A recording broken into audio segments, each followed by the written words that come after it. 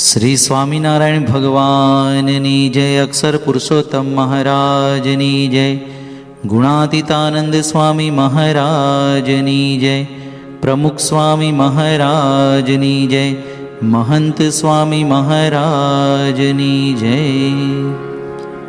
સદગુરુવર્ય નિષ્કુળાનંદ સ્વામીએ ઘણા બધા સુંદર ગ્રંથો લખ્યા છે.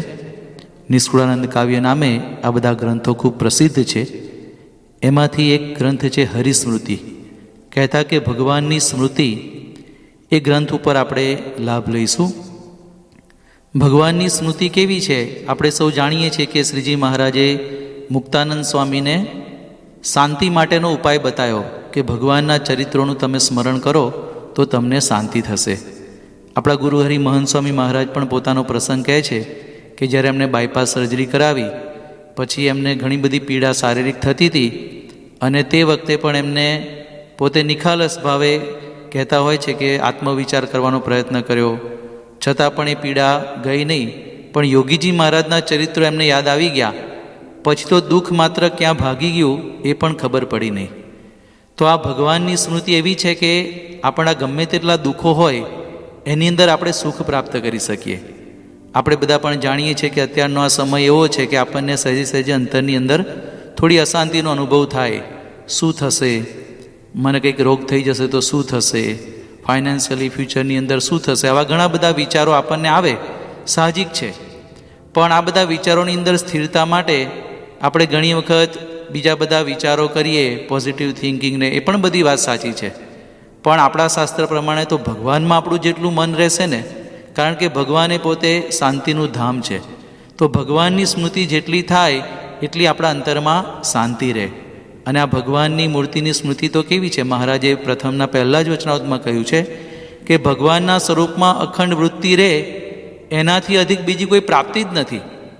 અને મહારાજ અંત્યના સાથમાં તો એવું કહે છે કે જેનું મન ભગવાનમાં છે એને તો મરીને ધામમાં જવું એમ નથી, એ તો છતી દેહે ભગવાનના ધામમાં જ બેઠા છે. તો ભગવાનની અંદર આપણું મન રહેવું જોઈએ. તો નિષ્કુળાનંદ સ્વામી આવો ખૂબ જ સુંદર હરિસ્મૃતિ નામનો ગ્રંથ લખ્યો છે. થોડી એના ઉપર આપણે વાત પણ કરીશું. બહુ સુંદર સરળ શબ્દો નિષ્કુળાનંદ સ્વામીએ વાપર્યા છે. આપણે થોડું ધ્યાન દઈને સાંભળીશું તો પણ આપણને શબ્દો સમજાય એવા છે. તો અને સહેજે સહેજે આપણું મન ભગવાનની અંદર ચોંટી જાય એવી સુંદર કડીઓ સ્વામીએ લખી છે. તો આપણે આ હરિસ્મૃતિ ગ્રંથનો હવે લાભ લઈએ. પ્રથમ નિષ્કુળાનંદ સ્વામી મંગલાચરણ કરે છે કે મનોહર સુંદર મૂર્તિ સહજાનંદ સુખરૂપ. આ સહજાનંદ સ્વામીની સુંદર મનોહર મૂર્તિ સુખ આપે એવી. નખ શીખ સુધી નિરખતા આવે આનંદ અનુપ. નખથી લઈને શિખા સુધી એમના દર્શન કરીએ ને એમાં જ અનુપમ આનંદ મને આવે છે. પ્રથમ પ્રભુ પ્રગટને રાખવું હૃદયામાય, અંગો અંગ અવલોકીને અંતર રહું ઉછાય. ભગવાનના અંગો અંગના દર્શન હું કરું છું તો મારા અંતરની અંદર એક અનેરો આનંદ મને દેખાય છે. તો જો સ્મૃતિ તો પછીનું સ્ટેપ છે, પહેલાં આવે છે ભગવાનના દર્શન. કુશળ કુંવરબાનો પ્રસંગ આવે છે કે એમને મહારાજને પ્રશ્ન પૂછ્યો કે મહારાજ અનિર્દેશ એટલે શું? એ તો ખાલી એમને પ્રશ્ન નિમિત્ત માટે પૂછ્યો હતો, પણ એમને તો મહારાજની મૂર્તિના દર્શન કરીને મૂર્તિને અંતરમાં ઉતારવી હતી. તો મહારાજ જ્યારે એમના પ્રશ્નનો જવાબ આપે છે એ દરમિયાન કુશળ કુંવરબા શ્રીજી મહારાજના અંગો અંગના ખૂબ જ સુંદર દર્શન કરી અને દ્રષ્ટિ પલટાવીને મૂર્તિને પોતાના અંતરની અંદર ધારી લે છે. તો જો આપણે તો મહારાજના દર્શન કરતાં પહેલાં આપણે આવી રીતે શીખવાના, પછી આપણને એમની સ્મૃતિ રહેશે. આપણા ગુરુ હરિ મહંત સ્વામી મહારાજ છે, એમને પણ ભગવાનના દર્શનની અંદર મૂર્તિના દર્શનમાં કેવો ઈશક હોય છે. સ્વામી બાપા થોડા સમય પહેલાં ભાવનગરમાં હતા અને નવરાત્રિનો દિવસ શરૂ થતો હતો અને બાપા એ દિવસે વિદાય લેવાના હતા. અને તે વખતે ભાવનગરની અંદર ઠાકોરજીને ખૂબ જ સુંદર કાઠિયાવાડી વાઘા ધારણ કરાવેલા અને હાથમાં દાંડિયા રાસને બધું આપેલું. અને બાપા તો એકદમ ભાવથી ગુલતાન બનીને દર્શન કર્યા અને એટલા બધા રાજી થઈ ગયા. પછી ત્યાંના કોઠારી સ્વામી છે યોગ વિજય સ્વામી, એમને બોલાયા. પછી કે આ વાઘા બહુ સુંદર છે, મૂર્તિ કેટલી સુંદર દેખાય છે, તમે એક કામ કરજો કે આ મૂર્તિનો સરસ એક ફોટો પાડી લો અને મને હું રાખી શકું એ સાઇઝમાં કરીને ફોટો મને મોકલજો.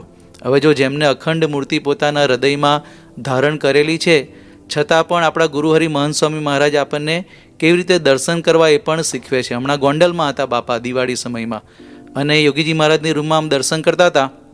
યોગી બાપાનો એક ફોટો છે ટોપી પહેરેલો, ખાલી એમનું મુખારવિંદનો જ ફોટો છે. અને મહંત સ્વામી મહારાજ આમ દર્શન કરીને તરત કહે કે આ ફોટો ઊંધો છે. બધા કે બાપા ઊંધો કઈ રીતે? ઘણીવાર પ્રિન્ટિંગમાં મિરર ઇમેજ થઈ જાય ને. પછી કે બાપાનું મુખારવિંદ આ બાજુ આમ નહોતું, આમ હતું. અને પછી બધાએ જોયું તો ખરેખર એવું જ હતું. પછી કીધું સ્વામી અમે તો ઘણા ટાઈમથી દર્શન કરીએ છીએ, અમને કાંઈ ખબર ના પડી, તમને તરત ખબર પડી ગઈ. તો મહંત સ્વામી મહારાજ કે યોગી બાપાના તો કેટલા બધા દર્શન કર્યા છે. તો જો એમને જ્યારે જ્યારે દર્શન કર્યા હશે તો કેવા ભાવથી કેવી રીતે દર્શન કર્યા હશે. તો અંગો અંગ અવલોકીને અંતર રહું ઉછાય.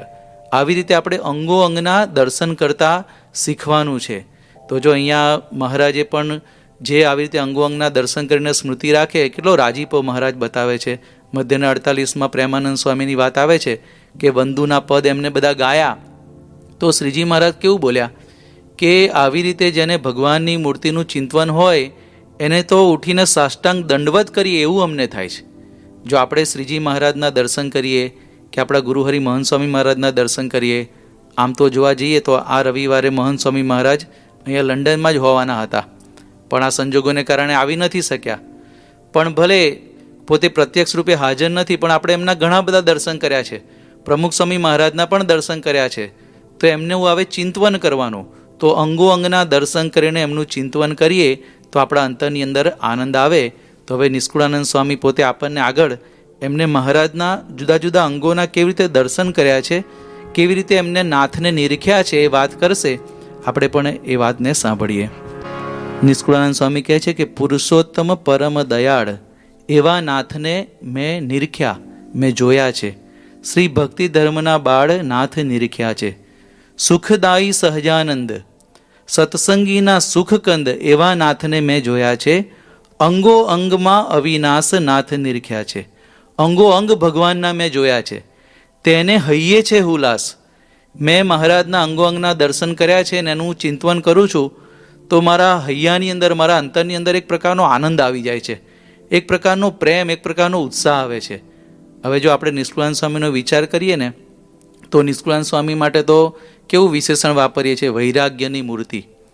હવે જે સજે સજે વૈરાગી હોય ને તો એનામાં પ્રેમ ભાવ આમ નેચરલી આપણને લાગે કે ઓછો હોય. પણ નિષ્કુળાનંદ સ્વામી પોતે કેવા હતા? ગુણાત્યાન સ્વામીએ પહેલા પ્રકરણની 330મી વાતમાં લખ્યું છે કે પુરુષને સ્ત્રીમાં જેવું હેત હોય એવું હેત ભગવાનમાં થાય નહીં, એ તો જ્ઞાને કરીને થાય. પણ આ નિષ્કુળાનંદ સ્વામીને સ્ત્રી જેવું હેત હતું, આવું મહારાજ કહેતા, એવું ગુણાત્યાન સ્વામી પોતે બોલ્યા છે. તો જો નિષ્કુળાનંદ સ્વામી પોતે મહાવૈરાગ્યવાન હતા, પણ પુરુષને સ્ત્રીમાં અને સ્ત્રીને પુરુષમાં જે રીતનું હેત હોય એવું, અરે એના કરતાં પણ અધિક હેત એવું નિષ્કુળાનંદ સ્વામીને મહારાજમાં હતું. તો આવા અંગો અંગના સુંદર દર્શન પોતે કરતા. તો જો આપણે પણ આવા દર્શનની ટેવ પાડવાની. હમણાં મહંત સ્વામી મહારાજ થોડા સમય પહેલાં સુરતમાં હતા અને બાપા ભોજન દર્શનમાં લાભ આપતા હતા. પછી ભોજન દર્શન પૂરું થયું પછી પૂજ્ય પ્રિયવ્રત સ્વામી છે, એમને મહંત સ્વામી મહારાજને વાત કરી કે સ્વામી આપના દર્શનની અંદર આ બધા હરિભક્તો બેઠા છે, એમાં 3-4 બાળકો પણ બેઠા છે. તો મેં બાળકોને ભોજન દર્શન પૂરું થયું પછી પૂછ્યું કે તમે શું દર્શન કર્યા? તો એમાંથી એક બાળક બોલ્યો કે આજે બાપાએ 117 વાર કોળિયા લીધા, ચાવ્યું, પછી 8 ઘૂંટડા કઢી પીધી, 4 વાર એમને ઉધરસ આવી અને વચ્ચે એક વખત બગાસું ખાધું. તો કે આટલા નાના નાના બાળકો પણ પોતાના ગુરુહરિના દર્શન કેટલી ચીવટતાથી કરે છે. તો જો આપણે પણ આવી ચીવટતાથી દર્શન કરીએ, ભગવાનની મૂર્તિના દર્શન કરીએ, જ્યારે આપણા પ્રત્યક્ષ ગુરુહરિ આપણી નજર સામે હાજર હોય ત્યારે દર્શન કરીએ, તો આવી રીતે આપણે દર્શન કરીશું ને પછી એમની સ્મૃતિ થશે ને એનો અંતરમાં આનંદ આખો એક જુદી પ્રકારનો હશે. તો અહીંયા નિષ્કુળાનંદ સ્વામી હવે મહારાજની મૂર્તિનું વર્ણન પોતે કરે છે. ચરણાવિંદથી શરૂઆત કરે છે. ભગવાનના દર્શન એમને જે કર્યા છે, પહેલાં ચરણાવિંદ, પછી આગળ ઘૂંટણ, પછી મહારાજનું ઉદર, એમ આગળ આગળ વર્ણન આવશે. તો પહેલાં ચરણાવિંદની વાત પોતે કરે છે. પ્રથમ પેખીને 2 પાવ. પહેલાં તો ભગવાનના 2 પગ, 2 ચરણ મેં જોયા. આવે અંતરે ઉછાવ. અંબુજ અરુણ વર્ણ 2 ચરણ. ભગવાનના 2 ચરણ કેવા છે? તો અંબુજ એટલે કે કમળ જેવા અરુણ, કમળ જેમ લાલ ગુલાબી હોય એવા સરસ મજાના લાલ ગુલાબી 2 ચરણ. હરિભક્તના ભયહરણ. શ્રીજી મહારાજના ચરણાવિંદ કેવા છે કે પોતાના ભક્તો એમના ચરણાવિંદની અંદર એમના આશ્રય જતા રહે તો ભય માત્ર ટળી જાય. આપણને અત્યારે જાત જાતનો ભય હોય, શું થશે મને, આવી રીતે મારા શરીરમાં રોગ આવશે કે કે મને આ થઈ જશે. પણ મહારાજના ચરણાવિંદના શરણે આપણે જતા રહીએ તો આ ચરણાવિંદ કેવા છે? હરિભક્તના ભયહરણ, નિર્ભય ચરણ છે નાથના, એવું પણ આપણે ભજનમાં સાંભળીએ છીએ. તો ભગવાનના શરણે જવાથી બીક જતી રહે. તો ભગવાનના આવા સરસ મજાના લાલ ગુલાબી 2 ચરણ છે, તેમાં શોભે ચિહ્ન 16, અવલોકે સુખ અતોડ. એ ચરણાવિંદને જે અવલોકન કરે, જે જુએ છે, એને અતુલ્ય સુખની પ્રાપ્તિ થાય છે. તો ભગવાનના આવા કોમળ સુંદર ગુલાબી ચરણાવિંદ મહારાજના હતા. પણ એ શ્રીજી મહારાજે પોતાના આવા કોમળ ગુલાબી સુંદર ચરણાવિંદને પોતાના ભક્તો માટે ઘસી નાખેલા. એકવાર એવો પ્રસંગ આવે છે કે મહારાજ પોતે કચ્છની અંદર વિચરણ કરવા માટે ગયા. ભચાઉથી આધોઈ મહારાજ પહોંચ્યા અને રાયધણજીના ઘરે શ્રીજી મહારાજ પોતે ઉતર્યા. મહારાજ ઘણું બધું ચાલીને પોતે આવેલા, ખૂબ થાકેલા હતા. એટલે કરણીબાઈ એમને મહારાજ માટે સરસ મજાની રસોઈ બનાવી મહારાજને જમાડ્યા. પછી એમને મહારાજના પગમાં જોયું તો લોહી નીકળતું હતું. પછી એમને જોયું તો શ્રીજીના પગની અંદર ચરણાવિંદમાં કેટલા બધા કાંટા વાગેલા. પછી એમને ચીપીઓ લઈને કાંટા કાઢ્યા તો 18 કાંટા નીકળેલા. ભગવાન સ્વામિનારાયણ ગ્રંથની અંદર આ પ્રસંગ આવે છે. તો મહારાજના આવા કોમળ ચરણાવિંદ હતા, પણ પોતાના ભક્તો માટે ચરણાવિંદ એ પોતે એમને સમર્પિત કરી દીધેલા. પરમ પૂજ્ય પ્રમુખ સ્વામી મહારાજનો પણ આવો પ્રસંગ છે. નડિયાદની અંદર એક વખત એક હરિભક્તે વિનંતી કરી કે બાપા, એમની એક જમીન હતી અને ખુલ્લી જમીનમાં ભવિષ્યમાં કંઈક બાંધકામ કરવાના હતા, કે બાપા તમે આ જમીન ઉપર પગલાં પાડવા પધારો. આમ તો અનુકૂળતા નહોતી, એ જમીન પણ એવી સાફસૂફી થયેલી નહોતી, પણ હરિભક્તોનો ભાવ હતો. તો બાપાએ કહ્યું કે અમે આવશું. પછી સેવક સંતે પણ પેલા ભાઈને કહ્યું કે તું ખાસ આ જમીન બધી સાફ કરી રાખજે, કારણ કે કાંટા કાંકરા બધું હોય. પછી બાપા ત્યાં ગયા. ઘણા બધાની ઈચ્છા નહોતી, પણ બાપા તો હરિભક્તને રાજી કરે.